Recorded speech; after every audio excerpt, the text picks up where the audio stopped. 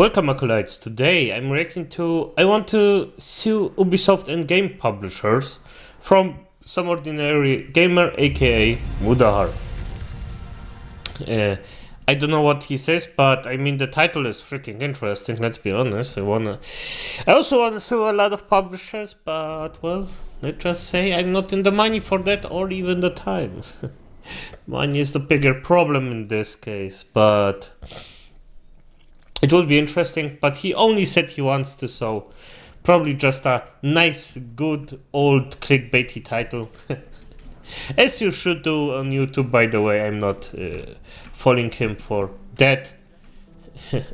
On the contrary, I even say, yeah, that's fine. That's just how YouTube works right now. But let's just hear him out. And by the way, if you like me, continue, leave a like, subscribe, leave a comment, press the notification button. Good.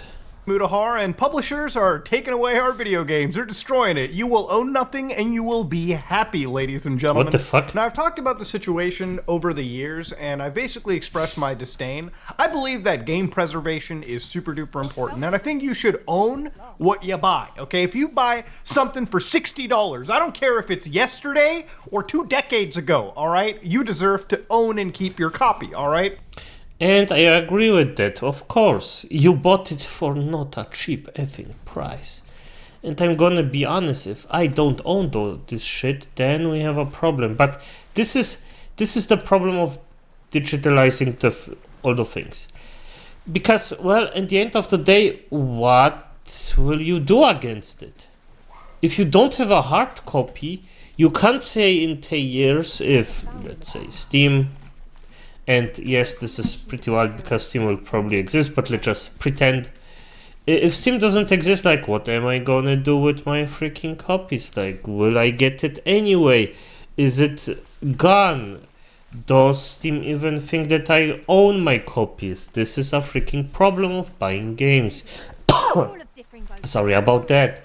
But, and I don't know how to actually bite it or how to actually deal with it, but I just don't. This is just something over me. You know, I bought Rainbow Six Vegas 2 a long time ago. This is a great game. Amazing title. You know the online servers don't work because the game is older than some of you people watching the video, okay? And you know what? It's fine, because I can still put this in my Xbox. I can still play the single player. I can still kidnap somebody from the street. Not saying that I would do that. That would be against YouTube's TOS. But yeah, the point is I can take somebody, I can find them, put them in the couch next to me, and play split screen, okay? And you know what? I feel that should be a right for everybody, okay? Oops. And here you should be really, really aware of what you're saying right now, because some kids will actually do it. Yeah, the kidnapping part. Yeah, probably if they think they can get away with it. And they probably can, because let's be honest, the shit that they are actually doing in a lot of cases, that's just freaking monstrous. I don't get it. You literally have proof of them doing stuff like this, and they just don't get freaking apprehended. Oh my god, F me. And I just don't understand why this is disgusting, to be honest. You know, a lot of people who watch movies, you know, they listen to music, a lot of that stuff is properly physically preserved. Video games, they are not. Okay? In fact, one of the actual big creators over here that I'm actually referring to is Ross from Accursed Farms. Now, this individual made a video, the largest campaign ever to stop publishers destroying games. What was the catalyst for this video being made? Well, it was a Ubisoft game known as The Crew. Now, I played The Crew on my channel a long time ago. I want to say at this point like 8 years ago, when I did a little road trip update video where I, in the game, drove from New York City to Los Angeles. Now, the whole gimmick of this game, The Crew, is basically they give you this abridged version of the entire United States map. So if you want to go from New York to Dallas to San Francisco to Washington, you can basically do that, okay? Now, it's a MMO game, meaning that it's a live service game you're connected to online servers for. But here's the kicker. The game doesn't really even need to be online. You know, aside from encountering other players, most of the races you do are against artificial intelligence, and a lot of the stuff is locally installed and rendered on your system. There's no reason why Ubisoft could have not released an offline patch when they took it down a couple days ago this March. Yes, ladies and gentlemen, the crew is basically dead. All right, if you go to their actual site over here and you Google up the crew shutdown, you'll find out, boys, until March 31st, 2024, the game servers of the crew will basically be shut down after that point, and the game will not be accessible to buy anymore. So a game that somebody bought for $60, okay, I did, me and many others, okay? Over 10 million people, actually. Yeah, their purchase is fucking void, okay? And, you know, if you click on this link, they even got rid of the article, okay? They even took that. You can't even preserve the fuck you gave to gamers, okay? You can't even do that. So instead of, you know, putting together an offline patch for the game, like other titles, okay? Look, the Avengers game was a pile of shit, okay? But at the end of the day, the developers behind that game actually updated it to provide an offline mode, okay? Even after official support ceases after September 30th, 2023. Yeah, I'm gonna be honest, now that I actually think about it for a bit, what they did with the crew should be illegal. There is absolutely no reason of actually not releasing a offline patch. It's just... It just doesn't make sense that it was only online in the first place. But yeah, that's... I honestly don't even know why they did it. It's just like... Is it... Wouldn't you technically make more money with it if you made an offline patch? Wouldn't it be better? And I mean it with a high sincerity. It's just... Yeah, it just doesn't make sense to me. It has to be better to release an offline patch for it if it's a good game, especially if people actually played it, and just still make money out of it sometimes.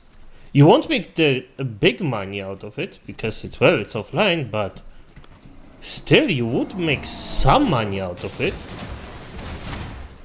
And right now, I mean, it's just done. It's gone. First of all, of course, as Muda said, the freaking players got fucked over. And they fucked themselves over for no freaking reason. Why? It's just... I'm trying to think about it and it just doesn't make sense. Both single and multiplayer gameplay will continue to be available. Now, when people even asked him, hey, will all of the content be available offline or will they require a connection? Yeah, you'll be able to experience all operations and the War for Wakanda expansion without an internet connection. And they even said, hey, boys, will all the cosmetics work? Yeah, you'll be able to access all of that offline after March 31st, 2023.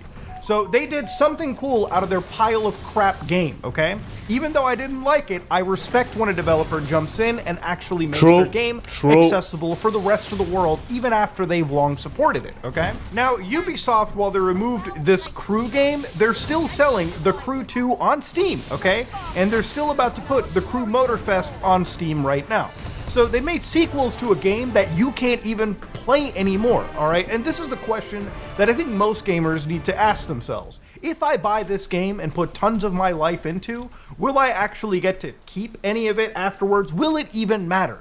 This is not a game that's like Rainbow Six Siege, where it's a purely 5-on-5 adversarial online game. That, you understand, needs an online connection. This is a game that very much can be played by yourself, okay? And last I checked, playing with myself, I didn't need to always have people with me, okay? It's fun to goon with others, but sometimes you should have the right to goon by yourself, okay? Now, even when you buy a lot of these sloppy live service games like Anthem, for instance, you buy them alongside these actual PlayStation releases, like, for instance, Dark Souls 2. So when you go to a video game store and you see these two bastards sitting on the shelf, sometimes they don't even have it written on the branding that this game could die after a year or two, and this game will be installed on your system forever if you want to play it. That's one of the problems. Unless you look at the very corner of this box, it says persistent internet connection and PlayStation Plus required to play. All right, not all boxes sometimes even have a statement like that, as sad as it sounds. And even Ross touches upon this in his video as well too, where he actually talks about, hey look, there are plenty of games like Overwatch and Lawbreakers, which are these live service multiplayer games. They're sitting next to Deus Ex Mankind Divided and Prey, games that are actually single player, completely offline. You can buy these games on a disc, never need to patch them whatsoever, and you can get the majority of their single player experience completely through and through without ever touching the internet. Now, Ross makes a good idea when he talks about the petitioning of this topic as well. After these games are basically released, these live service swap experiences, games should be left in a functional state even after their support ends. Meaning that once you've got games like, for instance, Suicide Squad, which recently released its first Junkler update, which did not save the game, by the way. It saved it for like 5 seconds until it also just crashed back down to the center of the earth, okay? Obviously, none of these live service games, at least the ones that fail, have a lifespan that could reasonably be longer than 5 years. Servers cost money, and for a lot of these big AAA publishers, they may not want to spend that money on a game that only 20, 30 people are playing. Now, even if Suicide Squad is a pile of crap, in my opinion, that doesn't mean we deserve to lose this game or that game should be lost to the end of time. Tons of people worked on this game. There are people that actually enjoy this game, surprisingly, and they should be allowed to have an offline version of a game they paid $60. And I agree, yes. They deserve to actually, they paid for it, they paid for something they want to do, and it should be always available. Even if I personally think that the people that actually like Suicide Squads are freaks, and I am sorry, acolytes, if you're one of those people, but, well, you know, it's... okay, of course I'm joking, but no, you're still a freak. And yeah, but at the end of the day, yes, he is correct, and I will just repeat what he says. Yes, you deserve to actually do what you want to do with this game and play it and be in a playable state for all time. And I don't even, if I could, I would actually contact a lawyer and ask if suing someone for something like this is even possible. Is it legal to do this stuff? And I hope it's not, first of all, because if it is, this is a giant scam, to be honest. And just fuck them over. And I know if I sue them for this, it won't be anything big, but it will still open the possibility of it actually happening, and someone different, someone bigger, someone who actually can make something out of it could sue them, and this would actually maybe do some good in the world of, well, at some point, maybe. As it is right now, well, let's just continue. $60 to actually play. That should just be a right, okay? We should not be letting these game companies get away with shutting down entire experiences, all for the sake that they sent out an EULA agreement that said we can shut it down whenever, and you agree to it just to play your actual purchase. I get it. You signed an EULA. That shouldn't make it legal, and that's the change that Ross and plenty of us want in the entire gaming space. So he says games sold must further require no connection to the publisher or affiliated parties to function, an offline mode, and the above also applies to games that have sold microtransactions to customers. So when he says the microtransactions, that allows this petition to cover free-to-play stuff. So for instance, if you buy a cosmetic in a game like Fortnite, for instance, you should be reasonably allowed to keep that cosmetic or be allowed to have access to that game, even if it's in an offline state, just for preservation's sake. It's weird that companies can sell you $20 to $30 game skins and still yoink the entire purchase whenever they feel like completely away. The above cannot be superseded by end-user license agreements. Like I said earlier, just because you write it in a legal document shouldn't be okay. Look, just because something can be legal, it doesn't make it ethical, and that's one of the reasons laws need to change. Now, ladies and gentlemen, you might be wondering, Muda, who cares, okay? At the end of the day, there's nothing that can change.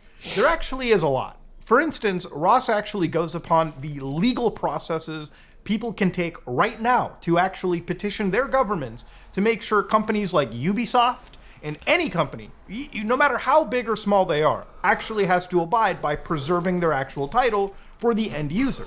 For instance, if you live in France, Germany, all of the other EU countries, Canada, the UK, Australia, the United States, Brazil, and I guess everywhere else that involves multiple different planets in the solar system, then you can actually jump in and talk about this situation and actually ask your government. So for instance, if I'm Canadian, I sign the Canada petition. I go over here, click it, and they've made it incredibly easy to, by the way, do. All right, you click this, you sign the petition, and of course this petition is actually at the House of Commons in Canada, so it actually goes right to the government. We contact the DGC CRF. So, acolytes, maybe we have a chance. Maybe there is a world where we could actually do something if enough people actually give a fuck. So, up, and do what Muda has said. Just do it. Don't even ask why, just do it.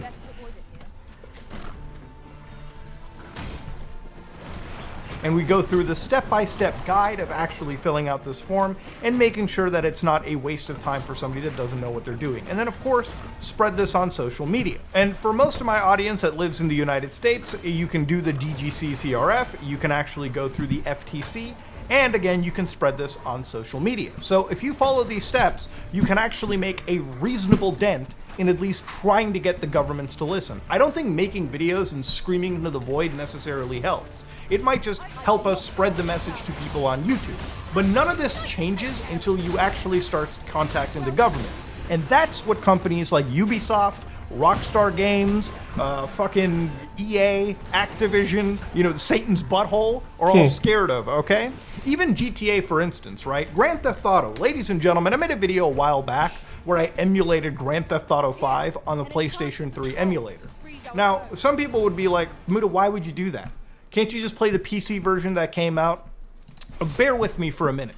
At some point, even the biggest media industries, even the biggest media titles eventually have to cut things out. For instance, GTA, they remove music out of their games as they get older, right? Because the licensing gets lost and whatnot. At some point, GTA 5 will suffer the same levels of music cutback that GTA 4 did. Because when GTA 6 is out, Rockstar is going to completely abandon their older titles just to service the newer live service game that's making a lot more money for them. So by having the PS3 version of the game emulating, you can preserve a 1.0 And by the way, this makes sense, so not even mad about that. version from start to finish of a video game that any publisher can take away. For instance, even when it comes to retro video games like Final Fantasy VII, I can buy that game everywhere. PlayStation 5, Switch, so on and so forth. But I can also take the original discs, copy them to my Steam Deck, and play them as I normally would on an original system. I can't do that for a lot of older titles. For instance, I can't do that for a lot of older SNES games in their original state, like Chrono Trigger, like Earthbound. And so for that, I really do need an actual emulator just to be able to preserve those games. And even if they're available on other platforms, what about the games that aren't? What about the games like Metal Gear Solid 4, one of my favorite games of all time? That game isn't available to purchase anywhere. It's completely abandoned by Konami, by Sony, by anybody that had any right to do with that game. So how are you able to actually play that, in the year 2024? You can't go to the PlayStation Store and buy a copy.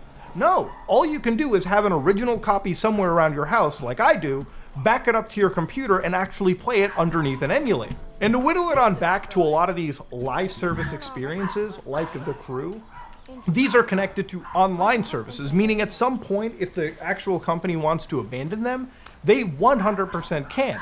And you will probably never be able to play these games again, no matter what. Even if you're a fan of them, even if you dislike them, even if you want to play some of these games for the sake of just experiencing a piece of gaming history. On a site known as Delisted Games, they constantly update this daily with games that are being removed from multiple storefronts. For instance, The Crew, which is right here, March 31st, removed from every platform right there. And you know, we can touch upon things like piracy. Piracy is generally like, it's a pretty taboo topic to bring into it, but sometimes piracy keeps games alive. For instance, the Chronicles of Riddick game, an old PC title, brilliant game by the way, Vin Diesel's actual game is pretty awesome. In order to play that, you can't buy it from any storefront. You have to actually go and find a pirate version of the game to install on PC, or emulate under an emulator and play it that way.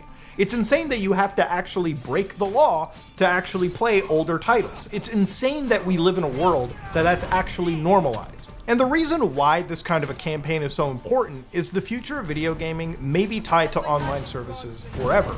You know, as game publishers, you know, specifically Xbox, do not enjoy the idea of shipping complete games on their disc, you may be completely reliant on playing their games downloaded from their servers. So if one day, 10, 20 years down the road, they just want to get rid of Starfield for whatever reason, it can be completely gone, and because there's no physical preserved version, you may not ever be able to play that game unless it's a pirated copy floating around on the internet. Now, that also being said, what's scary is when you think about cloud gaming or streaming-only titles. For a while, there used to be a game company, it used to be a game studio called Google Stadia. You may remember that. They released some actual exclusive titles on their platform. Now, to think about it, because they were releasing titles in the cloud, if they wanted to just remove a game, you didn't even have the option to at least download the files onto your system anyways, so that one day it could later be cracked and preserved. No, once a game goes completely streaming only, your only access to it is what the game company provides, because it's on a server somewhere, and all you ever get is a video file sent to you. It's truly a weird world of like video game preservation, and if an actual cause isn't kept up like this, our very, you know, entertainment medium, video games, could be put at serious risk sometime down the road. Look, I play a lot of old games. I told you, I'm playing through Final Fantasy VII original PlayStation version right now. Brilliant title, and I think a lot of you people who haven't played it should experience it. And same goes for any of these older Final Fantasy titles. If you can play the original version somehow, or whatever, give it a try. But that being said, there are games released today that 20 years down the road, if they're not preserved, like Bloodborne, we may end up losing access to them forever. And that's a goddamn shame if you ask me. Again, I get that most games are probably shitty that I've mentioned out of this list, but that doesn't mean that they don't have a right to exist or be preserved sometime down the road. At the end of the day, people can debate if games are actually art, but the reality is all video games consist of art within them, so they should, in theory, have a bit of preservation. Oh, that's actually a good point. Yes, video games themselves don't have to be art, but they conserve art in them. That's actually a fantastic point, yes. Never thought about that, or wording it like that. That's... Damn, okay. Woof. That being said though, ladies and gentlemen, this is me, Muda, and it was worth actually talking about this, because I've talked about this for years, but thanks to Accursed Farms, they've actually started a proper campaign, at least legally, to get this actually onto floors, and take these companies to fucking task. Ladies and gentlemen, this is me, Muda, and I am out. Yeah, Mudahar, Be letting these freaking smart guy. I honestly, I didn't expect that he actually will say something that actually sticks out in my mind today, but hey, positively surprised in this case. And yes, as it is, I also think that all games should be preserved in a way, of course, to the degree as I already mentioned a few times, and Muda did, because well, I fully agree on it. So what he says, I say basically in this case. But in the end, it's a shame that the games that we actually will love or already love just won't be there to a certain point, or at a certain point you just lose them because nobody gives a fuck, to be honest. For some reason, most people will give a fuck after it's too late, but right now there just aren't enough people, I would say, that actually do give a giant fuck, and it's just so sad. There is zero thinking for the future. There is just nothing that you could say, yeah, that's you're actually thinking forward. It's just, It's sad, but as it is, acolytes, good night.